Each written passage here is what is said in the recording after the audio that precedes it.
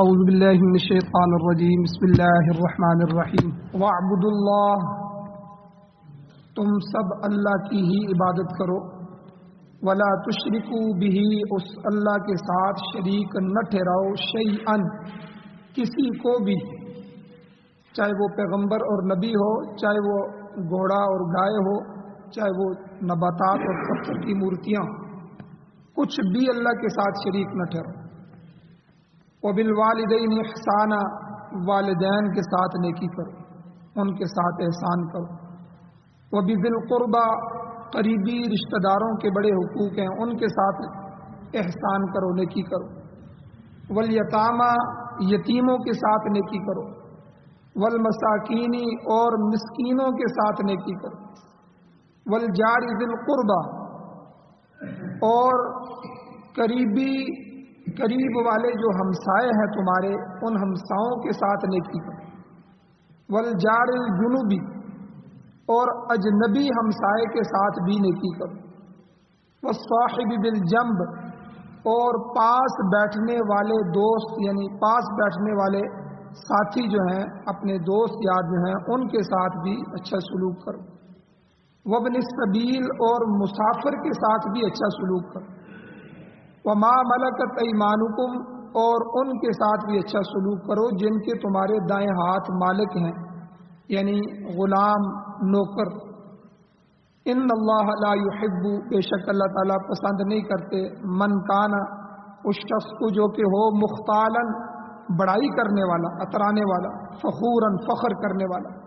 کوئی آدمی فخر کرنے والا ہو، تکبر اور غرور کرنے والا ہو، اللہ اس کو پسند نہیں کرتا۔ سورۃ النساء کی آیت نمبر 36 آپ کے سامنے بیان ہوئی ہے، اور اس آیت کے 2 درس پہلے بیان ہو چکے ہیں۔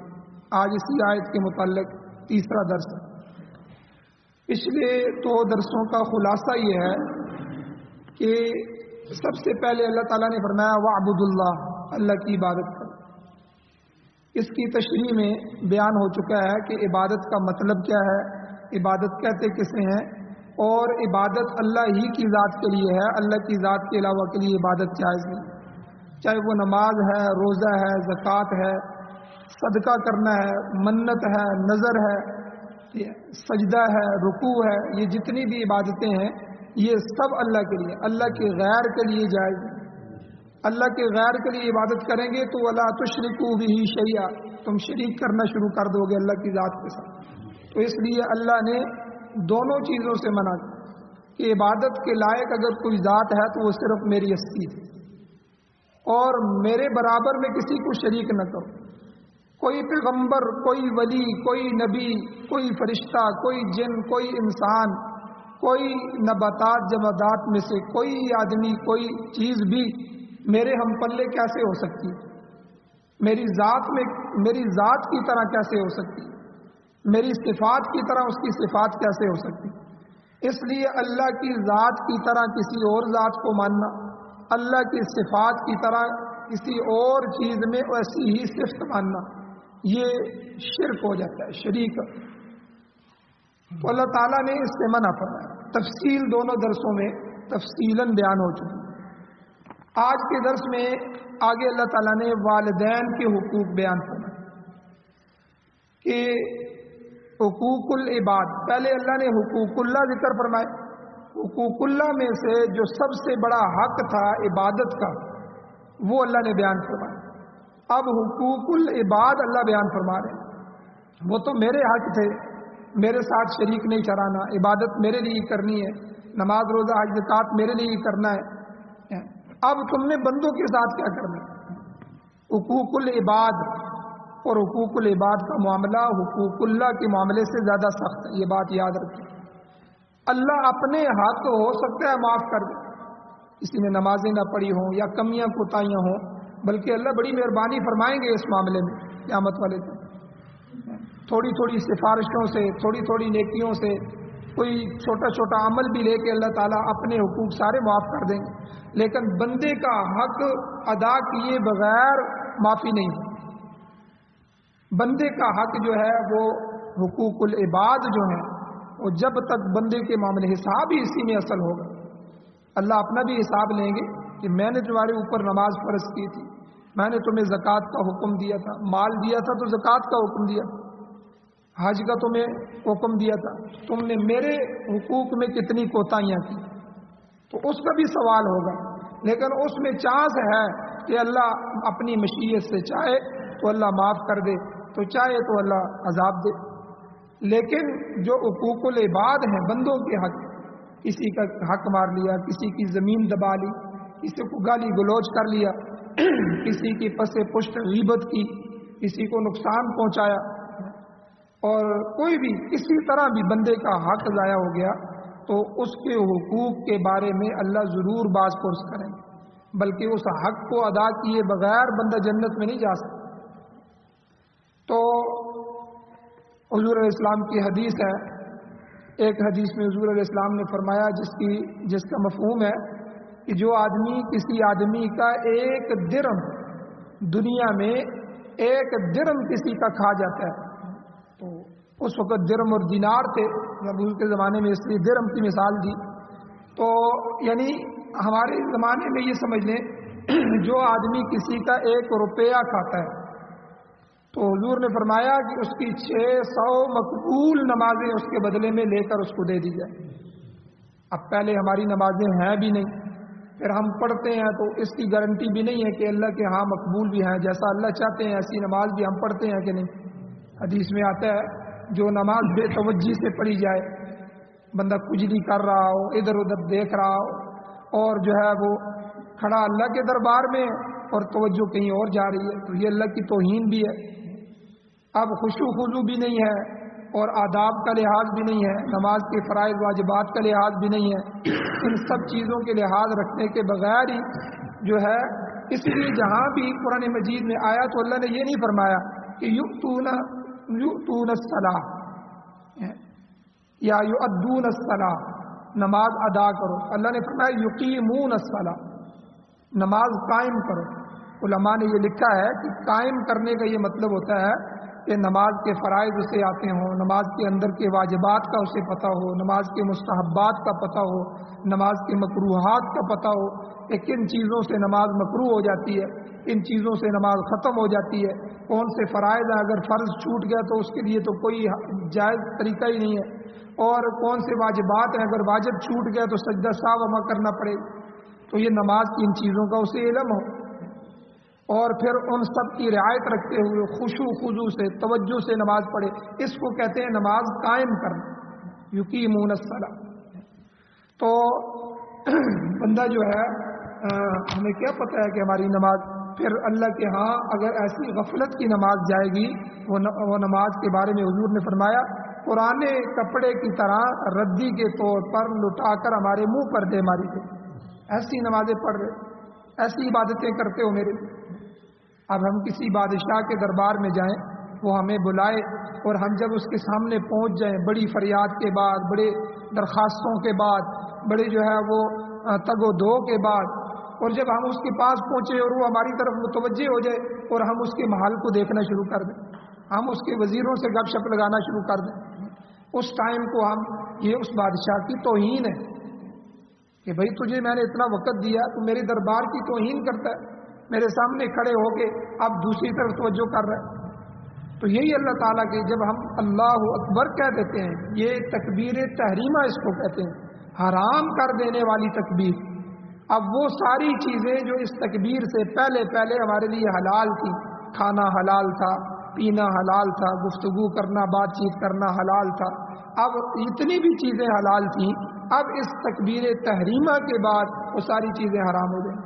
اب ان میں سے کوئی عمل نہیں کر سکتے، نماز کے اندر کھا نہیں سکتے، نماز کے اندر پی نہیں سکتے، نماز کے اندر کسی اور طرف توجہ نہیں کر سکتے، بلکہ نمازی کے توجہ کا خیال جو ہے اتنا اللہ نے رکھا ہے، اللہ کے رسول نے رکھا ہے۔ حضور نے فرمایا کہ اگر کوئی آدمی نماز پڑھ رہا ہو تو اس کے آگے سے نہ گزرو، اگر تمہیں کھڑا ہونا پڑے تو 40 سال تک کھڑے رہو، اس کے آگے سے نہ گزرو۔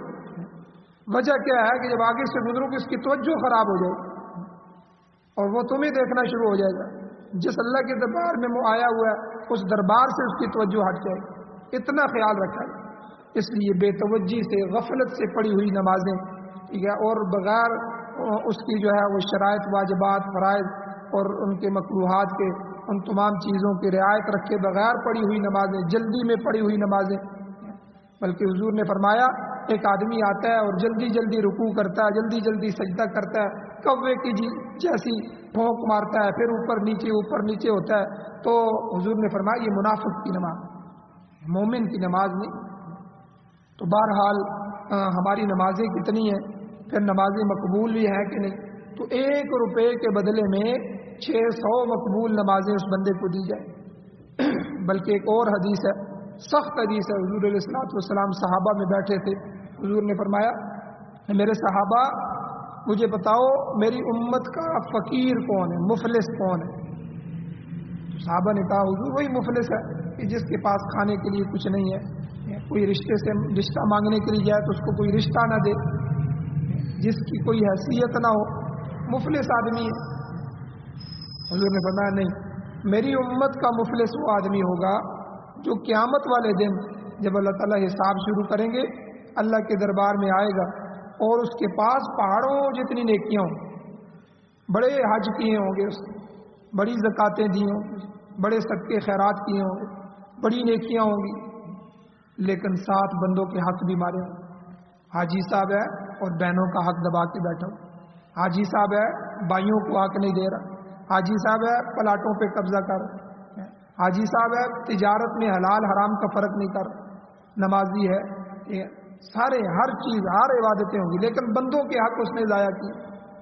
اب جب اللہ کے دربار میں پیش ہوگا تو حضور نے فرمایا کہ اس کی بڑی نیکیاں پہاڑوں جتنی نیکیاں ہوں گی، لیکن دوسری طرف بندوں کے حقوق لینے والے آ جائیں، یا اللہ ہمارا یہ حق ضائع کیا، یا اللہ ہمارا یہ حق ضائع کیا۔ خاص کر کے میں آپ حضرات سے گزارش کرتا ہوں کہ بہنوں کے حق میں ڈریں۔ اب میں نے کئی بہنوں کو بھائیوں کے دروازوں پہ جو ہے وہ روتے ہوئے دیکھا ہے، پھر بڑی مشکل سے ٹھیک ہے وہ جب معاملات نہیں بنتے تو پھر ان کو عدالتوں میں رلتے ہوئے دیکھا ہے۔ اب وہی خون جو ایک نسلی خون تھا وہ خون پانی بن گیا، سفید ہو گیا۔ بھئی یہ تمہارا مال تو نہیں ہے، تمہارے باپ کا مال تھا، اور جس والد سے تم پیدا ہوئے اسی والد سے وہی پیدا ہوئے، اس والد کے لیے جس طرح پوتے ہیں اسی والد کے لیے اس طرح نواسے بھی ہیں، سارے اسی کے خون ہیں۔ تو اس لیے اللہ نے یہ حق مقرر کیا، تو اس لیے کسی کا بھی حق ضائع نہ کیے، بالخصوص اپنے رشتہ داروں کا، بہنوں کا، ان کا خیال رکھا جائے۔ تو حضور نے فرمایا قیامت والے دن وہ نیکیاں پہاڑوں جتنی لے کے آئے گا، لیکن اس کے حق لینے والے بے شمار لوگ پڑے۔ اللہ تعالیٰ کہیں گے کہ بھائی اس کے وہاں کرنسی جو ہے روپیہ پیسہ تو نہیں ہوتا، یہاں سے تو کوئی بندہ جائیداد لے کے نہیں جاتا کہ چلو وہاں جا کے جائیداد دے لیں گے، فیصلہ کر لیں گے، کوئی سونا چاندی لے کے جائے، یہاں سے تو کوئی بھی نہیں ہے، کوئی درہم دینار لے کے جائے، بلکہ یہاں والے تو جو ہے گھر سے موبائل بھی نکال لیتے ہیں، جیب سے گھڑی بھی اتار لیتے ہیں کہ بھئی میت کو کیا ضرورت ہے، صرف 2 کپڑوں میں کفن دیا جاتا ہے، تو کفن کی بھی الگ اس کو ضرورت نہیں ہے، لیکن اکرام ہے مسلمان، تو اللہ کے ہاں بالکل خالی جائے گا۔ اب اللہ تعالیٰ کہیں گے اس کی نیکیاں ان لوگوں میں تقسیم کر، تو حضور نے فرمایا ان کی نیکیاں ان لوگوں میں تقسیم کرنا شروع کر دیں، اور کرتے کرتے کرتے اس کی وہ پہاڑوں جتنی نیکیاں ختم ہو جائیں۔ اب نیکیاں ختم ہیں، حقوق والے باقی ہیں، اللہ ہمارے حقوق بھی دیں۔ اللہ تعالیٰ کہیں گے اب ان لوگوں کے گناہ اٹھا اٹھا کے اس کے اوپر ڈالتے ہیں، ان کو تو دینا ہے نا آفت، تو ان کے حقوق کے بدلے میں ان کے گناہ معاف کرنے، اب وہ گناہ اٹھاؤ۔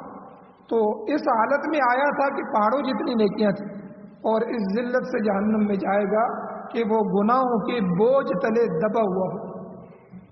تو حضور نے فرمایا صحابہ میری امت کا مفلس اور فقیر یہ آدمی یہ آدمی ہے جو میری امت کا مفلس ہے۔ تو اس لیے اللہ تعالیٰ نے اپنے حق کے بعد فوراً یہ آگے پوری لسٹ آ رہی ہے، میں نے جو بھی قرآن میں جو اس آیت کی تلاوت کی ہے، رشتہ دار، یتیم، مسکین، ہر ایک، یہ سارے بندے ہیں اللہ کے، یہ اللہ کی مخلوق ہے۔ جو بندہ کسی چیز کو بناتا ہے نا، جس کو تخلیق کرتا ہے وہ بناتا ہے، اس کو وہ چیز بڑی پسند ہوتی ہے، وہ اس کا کریڈٹ ہوتا ہے، اللہ تعالیٰ نے اس مخلوق کو بنایا ہے، اپنے ہاتھوں سے اللہ نے بنایا، تو اللہ تعالیٰ کو اپنی مخلوق بڑی پسند ہے۔ ایک حدیث میں حضور فرمایا الخلق عیال اللہ، مخلوق اللہ کا کنبہ ہے، جس طرح تمہارا کنبہ برادری ہوتی ہے، مخلوق بھی اللہ کے کنبے کی طرح ہے۔ مخلوق کے ساتھ رحم کرو، تم زمین والوں پر رحم کرو، آسمان والا تم پر رحم کرے گا، حدیث مبارکہ۔ تو بار بار جو ہے وہ بندوں کے حقوق اور جو ہے حقوق العباد کی طرف توجہ دلائی۔ تو یہاں بھی اللہ تعالیٰ نے حقوق العباد کو بھی بیان کیا، اور بندوں کے حق میں سے جو سب سے بندے کے قریب رشتہ ہوتا ہے وہ والدین کو، سب سے قریب رشتہ، تو اللہ نے اپنے حق کے ساتھ والدین کے حق کو جوڑ کر بیان کیا۔ اس میں علماء نے بڑا عجیب نقطہ کیا ہے کہ یہاں نہیں بیان کیا، قرآن مجید میں کئی جگہ اللہ تعالیٰ نے پہلے اپنا حق بیان فرمایا، پھر اپنے حق کے ساتھ والدین کے حق کو جوڑ کے بیان کیا اور ان کے ساتھ احسان کرنے کا حکم دیا۔ ارشاد ہوتا ہے، اللہ فرماتے ہیں وبالوالدین احسانا، والدین ماں باپ کے ساتھ احسان کرو، ان کے ساتھ حسن سلوک سے پیش ہو، کیونکہ اولاد اور والدین کا سب سے قریبی تعلق ہوتا ہے۔ بیوی کا تعلق بعد میں ہے، اولاد کا تعلق بھی بعد میں ہے، بہنوں کا تعلق بھی تو والدین کی وجہ سے، بیوی کا تعلق بھی تو والدین کی وجہ سے، بلکہ بندے کا اپنا وجود ہی والدین کی وجہ سے، جب وجود ہی اس کا والدین کی وجہ سے ہے تو باقی سارے رشتے تو اس کے وجود کے ساتھ۔ تو سب سے قریبی رشتہ بندے کا اپنے اولاد کا اپنے والدین کے ساتھ ہے، اور والدین اولاد کے محسن ہوتے ہیں۔ سب سے بڑا احسان بندے پر والدین کا ہوتا ہے، اور ان کا احسان بغیر کسی معاوضے کے ہوتا ہے۔ یاد رکھیں، بھائی بھی اگر آپ پر احسان کریں گے تو جو ہے ہو سکتا ہے وہ بھی کسی معاوضے میں کریں، اس کے بدلے میں بعد میں احسان تم سے چاہیں۔ اولاد بھی جو ہے والدین پر کئی دفعہ احسان جو ہے کرتی ہے، تو وہ بھی اس لیے کرتی ہے کہ ہمارے والدین ہمارے لیے کما رہے ہیں یا یہ کر رہے ہیں، لیکن والدین جو اولاد پر احسان کرتے ہیں ان کا احسان بغیر معاوضے کے ہوتا ہے، کوئی معاوضہ نہیں چاہتے، بلکہ موت تک جو ہے وہ جو کچھ کماتے ہیں، کہیں سے بھی کچھ ملتا ہے وہ اپنے بچوں کے لیے لا کر انہی کا سوچ رہے ہوتے ہیں، اور جو کچھ بچا کے بھی جاتے ہیں مرنے کے بعد بھی انہی کو مل جاتا ہے۔ تو اس لیے یہ محسن ہے، اور محسن بھی بغیر معاوضے والے۔ اور اللہ تعالیٰ نے تیسری بات کہ ان کی فطرت میں اولاد کی محبت ڈال دی، یعنی بہن بھائیوں میں فطرتی محبت نہیں ہے، یہ محبت پیدا کرنی پڑتی ہے، کوئی احساس کرے تو ہوتا ہے، باقی رشتوں میں بھی محبت پیدا کرنی پڑتی ہے، لیکن والدین کے دل میں جو اولاد کی محبت ہوتی ہے یہ فطرت میں اللہ نے ڈال دی، ان کی فطرت میں موجود ہوتی ہے۔ میں ایک چھوٹی سی ویڈیو کلپ دیکھ رہا تھا کہ یہ جو دریا میں ایک ہرن کراس کر رہا تھا اور ہرن کا بچہ بھی ساتھ تھا، اور وہاں وہ کروکوڈائل اس کو کیا کہتے ہیں وہ آ گیا، اس نے جو ہے وہ ہرن کی طرف وہ بچے کی طرف لپکا، ہرن کراس کر گیا، اب بچہ جو ہے وہ کراس نہیں کر پا رہا اس پانی کو، آہستہ آہستہ اس کی سپیڈ ہے اور وہ اس کی طرف آ رہا ہے۔ اب ماں جو تھی وہ جو ہرن تھا باہر وہ پھر پانی میں آیا اور بچے اور اس کے درمیان میں کھڑی ہو، اب وہ آ کے ماں کو پکڑ لیتا ہے اور بچہ بچ جاتا ہے، ماں کو لے کے وہ دریا میں چلا گیا۔ اب دیکھیں اس کو بچانے کے لیے جانور ہے الگ ماں ہے، اللہ نے اس کی فطرت میں بھی اولاد کی محبت ڈال دی، دیکھا کہ بچہ بھی نہیں بچے گا، وہ کھا جائے گا اس کو، تو وہ اور اس کے اور بچے کے درمیان وہ کھڑی ہو گئی اور وہ اس کو پکڑ کے لے گیا اور بچہ جو ہے وہ بچ گیا، نکل گیا۔ تو اللہ نے والدین کے دل میں فطرتاً جو ہے اولاد کی محبت ڈال دی، تو اس لیے وہ اولاد کے ساتھ مشفقانہ سلوک کرتے ہیں، اور بلکہ حدیث میں آتا ہے کہ والدین کے راضی نہ کرنے والے کے لیے اللہ نے جہنم کا فیصلہ کیا۔ اور رمضان المبارک میں علماء اکثر حدیث سناتے ہیں، حضور نے پہلی سیڑھی پر قدم رکھا، پھر دوسری سیڑھی پر قدم رکھا آمین کہا، پھر تیسری پر قدم رکھا آمین کہا، تو ان میں سے ایک آمین یہی تھی کہ جو جس کے والدین زندہ ہوں، ایک یا دونوں، اور وہ اپنی زندگی میں ان کو راضی نہ کر سکے تو لعنت ہو اور ہلاک ہو جائے وہ شخص. حضور نے بد دعا فرمائی اور جبرائیل علیہ السلام نے آمین کہی. اور اسی طرح حضور نے ایک حدیث میں فرمایا کہ باپ ماں جنت ہے، ماں کے قدموں کے نیچے جنت ہے، اور باپ تیری جنت کا دروازہ ہے. اگر ان کو راضی نہیں کر سکا تو نہ جنت کو پا سکا، نہ جنت کے دروازے کو تو اپنے لیے کھول سکا. اور اسی طرح ایک حدیث میں حضور علیہ السلام نے ماں کے 3 مرتبہ حق کو بیان کیا. صحابی نے پوچھا حضور میرے اوپر ان میں سے دونوں میں سے کس کا حق زیادہ ہے؟ حضور نے فرمایا تیری ماں کا حق. پھر فرمایا، پھر پوچھا تو فرمایا تیری ماں کا حق. پھر پوچھا تو فرمایا تیری ماں کا حق. پھر چوتھی مرتبہ پوچھا تو فرمایا تیرے باپ کا حق. ماں کی تکالیف زیادہ ہوتی ہیں. اس کی 1 گھنٹے کے لیے ہمیں اولاد کو پالنا پڑ جائے، یعنی اس کو خیال رکھنا پڑ جائے تو ہمارے لیے مشکل ہو جاتی ہے. تو یہ ماؤں کا بھی بڑا کردار ہوتا ہے، ان کا بھی اولاد پر بڑا احسان ہوتا ہے. تو اس لیے اللہ تعالیٰ نے جو ہے اولاد پر لازم کر دیا ہے کہ والدین کے ساتھ بہترین سلوک کریں. بالوالدین احسانا، اور انہیں قولی اور فعلی طور پر کسی طور پر بھی ایذا اور تکلیف نہ پہنچائیں. نہ اپنی زبان کے کسی قول سے ان کو تکلیف پہنچائیں. مارنا تو دور کی بات ہے، اولاد کا اپنے ماں باپ کو مارنا، یا بلکہ قرآن مجید میں اللہ تعالیٰ نے فرمایا کہ ان کو جھڑکو بھی مت، ولا تنہرہما، اور فرمایا ولا تقل لہما اف، ان کو اف کا لفظ بھی نہ کہو. مفسرین اکرام نے، علماء نے یہ بات لکھی ہے کہ اف کا لفظ کیا ہوتا ہے کہ والد نے کوئی بات کہی، ہم نے انہیں جواب بھی نہیں دیا، آگے سے منہ سے کوئی جواب بھی نہیں دیا، لیکن اف کہہ دیا. اف یار، یعنی آگے سے کوئی بات نہیں. تو یہ اف حسرت کا لفظ ہوتا ہے. تو اف کے لفظ سے بھی علماء نے لکھا ہے اس سے کم تر بھی اگر کوئی لفظ ہوتا تو اللہ اس سے بھی منع فرما دیتا.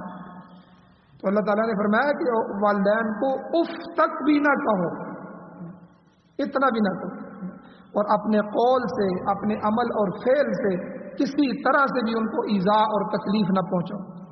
جائز امور میں ان کی اطاعت ضروری، جائز امور میں ان کی اطاعت ضروری، اور اسی طرح ضرورت کے وقت ان کی مالی امداد کرو. یاد رکھو والدین بڑے غیرت مند ہوتے ہیں، خود جو ہے وہ بچوں پر خرچ کرتے ہیں لیکن بچوں سے مانگنے میں شرم محسوس کرتے ہیں. لیکن جو ہے اولاد کو یہ چاہیے کہ وہ ان کی مالی مدد کریں، ان کا خیال رکھیں. اور اس کے لیے یہ بھی ضروری ہے کہ ہم نے اپنی اولاد کی تربیت کی ہو، ان کے دل میں اپنا احساس پیدا کیا. ہم ان کو شہزادوں کی طرح پالتے رہتے ہیں، کوئی تربیت نہیں کرتے. حالانکہ ڈانٹ ڈپٹ جو ہوتا ہے یہ تھوڑا تھوڑا مار، یعنی ادب سکھانے کے لیے، اور ان کی ہر چیز پر نظر، اور غلط مجالس سے بچانا، اور یہ ساری چیزیں یہ والدین پر فرض اور ضروری ہیں. جب آپ اپنے حق کو نبھائیں گے جو اللہ نے اولاد کا حق آپ پر رکھا ہے، تو انشاءاللہ جب اولاد بڑی ہوگی وہ آپ کی جوتیاں بھی سیدھی کرے گی، وہ آپ کے پاؤں بھی دبائے گی، وہ آپ کی خدمت بھی کرے گی، وہ ہر لمحے خیال کرے گی کہ میرے والد کو میری وجہ سے کوئی تکلیف نہ ہو، میرے قول فعل سے کوئی تکلیف نہ ہو. تو لیکن جب ہم اپنا حق ادا نہیں کریں تو، بلکہ حضرت عمر فاروق رضی اللہ عنہ کے زمانے میں ایک واقعہ پیش آیا.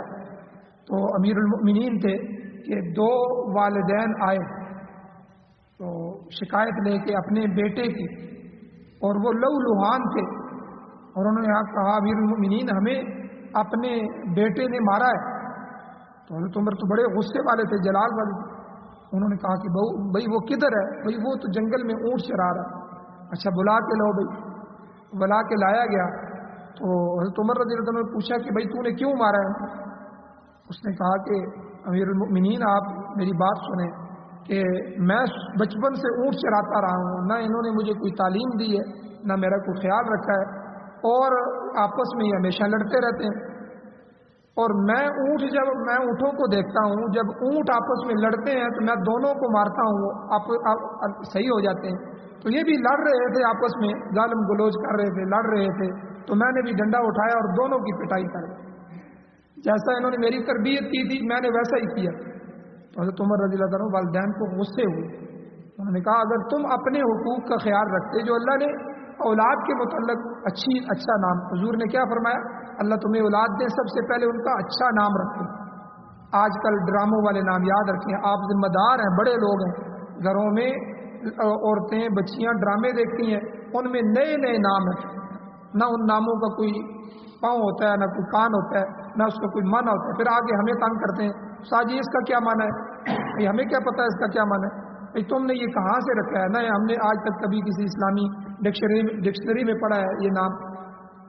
وہ بتاتے تو نہیں ہے کہ ہم نے فلاں ڈرامے میں فلاں اداکارہ کا نام تھا، لیکن ہمیں تو پتہ ہے، اور کسی میگزین میں پڑھ لیا، کسی ڈرامے میں جو دیکھا، فلموں میں دیکھا، ٹھیک ہے، وہی نام اپنے بچوں کو، نئے نام ہو جی، بالکل نیا نام ہو جو پہلے کسی کا نام نہ ہو، بلکہ صحابہ کے نام پہ رکھا جائے، صحابیات کے نام پہ نام رکھے جائے، اللہ والوں کے نام پر نام رکھے جائے۔ تو حضور نے پہلی تربیت کا حق جو ہے وہ بیان فرمایا کہ اللہ اولاد دے تو اس کا اچھا نام رکھو۔ پھر حضور نے فرمایا ان کی اچھی تربیت کرو۔ مولانا پیر ذوالفقار نقشبندی صاحب اپنا ایک واقعہ لکھتے ہیں، کہتے ہیں اللہ تعالیٰ نے ان کو بڑی عزت عطا فرمائی کہ کئی 100 ممالک میں ان کے مریدین ہیں، بہت بڑے اللہ والے ہیں۔ انہوں نے کہا کہ میں جہاز میں سفر کر رہا تھا تو ایک انگریز عورت میرے دوسری طرف سیٹ پہ بیٹھی ہوئی تھی، چھوٹا بچہ اس کے پاس تھا، تو بچے کو بھوک لگی، تو بچے نے کہا کہ ماما مجھے بھوک لگی ہے، تو اب اس نے کوئی بسکٹ تھے یا کوئی چیز تھی کھانے کی، اس ماں نے نکالے، تو اب اس بچے کو کھلانے لگی، تو ایک دیا اور کہا کہ بیٹا سے ٹو می تھینک یو، تم مجھے کہو کہ تمہارا شکریہ۔ اب ماں بچے کو سکھا رہی ہے کہ بیٹا یہ میں نے تمہیں جو دیا ہے اس پہ میرا شکریہ ادا کرو، مجھے کہو۔ وہ کہتا ہے ماما تھینک یو، کہ آپ کا بہت شکریہ، آپ نے مجھے یہ بسکٹ دیا۔ اب پھر اس نے دوسرا دیا، اس نے کہا کہ say to again to me thank you, دوبارہ تم مجھے کہو کہ تمہارا جو ہے شکریہ۔ پھر وہ کہتے ہیں میں دیکھتا رہا، یہ تو اسلامی تعلیم تھی کہ بچوں کو سبحان اللہ کہنا سکھاؤ، ماشاء اللہ کہنا سکھاؤ، کوئی ان کو دے تو اس کو جزاک اللہ خیرا فی الدارین، اللہ تمہیں اس کا دونوں جہانوں میں بدلہ عطا فرمائے، یہ کہنے سکھاؤ۔ تو اب بچے ہمارے سامنے گالیاں دے رہے ہوتے ہیں، بچے بڑوں کے گریبان پکڑ رہے ہوتے ہیں، ہم خوش ہو رہے ہوتے ہیں، اور وہی بچے جب بڑے ہو جاتے ہیں ہمارا گریبان پکڑتے ہیں تو پھر ہم روتے ہیں، مولوی صاحب کوئی تعویذ دے دیں گے، مولوی صاحب کوئی اس کو سمجھا دیں گے۔ بھائی سمجھانے کی ایک عمر ہوتی ہے، اس کے بعد جب بچے بالغ ہو جاتے ہیں وہ پھر کسی کی نہیں سمجھتے، ان پر تربیت کے اثرات ہوتے ہیں، جیسی تربیت ہوگی ویسے ہوں گے۔ تو جو شاخ شروع میں ٹیڑھی ہو جائے اس کو باندھ بوند کے رکھ دیں تو وہ سیدھی ہو جائے گی، لیکن جب وہ پورا ڈنڈا بن جائے گا، پوری شاخ بن جائے گی، بڑی ہو جائے گی، پھر اس کو کون سیدھا کرے گا؟ وہ تو سیدھی نہیں ہوگی، اس کو سیدھا کریں گے تو وہ تو ٹوٹ جائے گی۔ تو یہ ہمارے اوپر بھی اولاد کے حق ہے۔ تو جب اولاد کی تربیت ہم کریں گے، ہم ان کے حقوق سے غافل ہیں، وہ ہمارے حقوق سے غافل ہے۔ عجیب معاشرہ ہے، عجیب طرح کے مسائل ہمارے سامنے آ رہے ہیں۔ تو اس لیے اللہ تعالیٰ نے بہرحال یہاں والدین کے ساتھ نیکی کا حکم فرمایا، اور یہ بھی فرمایا کہ ضرورت کے وقت ان کی مالی امداد کرو، ان کو مانگنے کا موقع نہ دو، ان کی ہر ضرورت کا خیال رکھو، اور جسمانی طور پر انہیں راحت پہنچاؤ، ان کے جسم کو کوئی تکلیف نہ ہو، ان کو راحت پہنچاؤ۔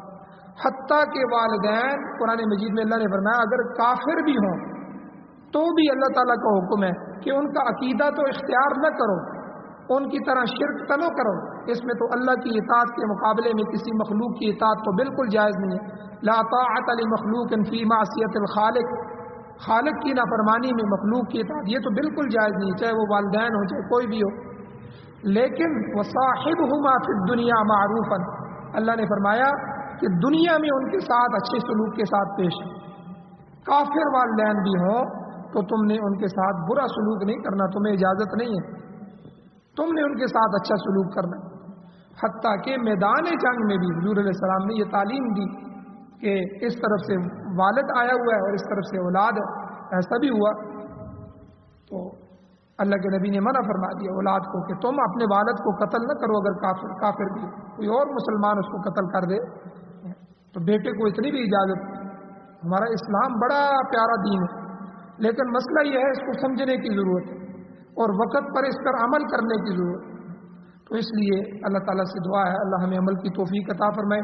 والدین خیال رکھیں کہ ہم اپنی اولاد کے کیا حقوق، اور والدین کے ان تربیت کے بعد جب اولاد اپنے سٹیج پہ آئے گی انشاءاللہ وہ خود بخود خیال رکھے گی کہ ہمارے والدین نے ہمیں کیا سکھایا ہے، اس کے مطابق وہ والدین کی طرف بھی متوجہ ہوگی۔ اللہ تعالیٰ سے دعا ہے اللہ ہمیں عمل کی توفیق عطا فرمائے۔ آمین۔ الحمد للہ رب العالمین والعاقبۃ للمتقین والصلاة والسلام علی رسولہ النبی الأمی الکریم۔ اللهم ربنا آتنا فی الدنیا حسنۃ وفی الآخرۃ حسنۃ وقنا عذاب النار۔ یا اللہ ہماری کمیوں کو تائیوں کو معاف فرمائیے، درگزر فرمائیے، صغیرہ کبیرہ گناہوں کو معاف فرمائیے۔ یا اللہ قرآن و سنت کو پڑھنے، پڑھانے، سننے، سنانے، سمجھانے، سمجھنے کی توفیق عطا فرمائے، اس کی اشاعت اور غلبے کے لیے کوشش کرنے کی توفیق عطا فرمائے۔ یا اللہ قرآن و سنت کا آئین، قرآن و سنت کو بطور دستور ہمیں نصیب فرمائی۔ پاکستان سمیت پوری دنیا میں یا اللہ جتنے بھی باطل نظام کام کر رہے ہیں یا اللہ ان سب نظاموں کو ختم فرمائیے، اپنا نظام ہمیں عطا فرمائیے۔ یا اللہ جو بیمار ہیں ان کو شفا عطا فرمائیے، پریشان حالوں کی مدد فرمائیے۔ یا اللہ جو حضرات ایمان کی حالت سے اس دنیا سے جا چکے ہیں یا اللہ ان سب کی بخشش فرمائیے، بلند درجات عطا فرمائیے۔ یا اللہ ہم سب کو بھی آپس میں پیار، محبت، الفت نصیب فرمائیے۔ یا اللہ ہر طرح کی ناچاکیوں سے محفوظ فرمائیے۔ یا اللہ برکتوں کا نزول فرمائیے۔ صلی اللہ تعالیٰ علی خیر خلقہ محمد وآلہ وأہل بیتہ وأزواجہ وذریتہ اجمعین برحمتک یا